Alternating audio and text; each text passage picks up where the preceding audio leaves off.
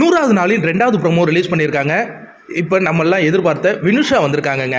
வினுஷா வந்திருக்காங்க. ஆனால் அதற்கு முன்னாடியே அக்ஷயா வந்திருக்கிற அந்த காட்சிகளையும் பார்க்கின்றோம். வினுஷா வரும்போது என்னென்னா ஹாப்பி 100th டே, இந்த நிகழ்வு நான் அவங்க எல்லாருக்கூடையும் வந்து நேரத்தை ஸ்பெண்ட் பண்ணுறது ரொம்ப மகிழ்ச்சியாக இருக்குது அப்படிங்கிற மாதிரி தகவல் வந்திருக்கு.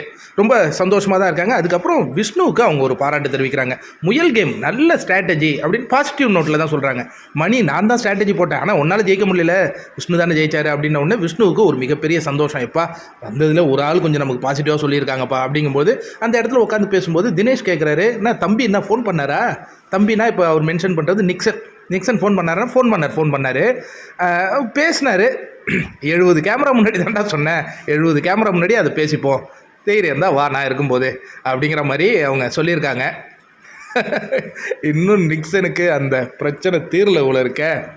எனிவே மணி என்ன சொல்கிறியா, அப்படி வரியா, அதுவும் கரெக்டு தான், இந்த இடத்துல பேசி அதை தீர்த்துக்கிறது உன்னுடைய விஷயம், அது என்ன பண்ணுறது கரெக்டு தான் இருக்கும் அப்படிங்கிறாங்க. நிக்சனின் வருகைக்காக காத்திருக்கின்றார் வினுஷா.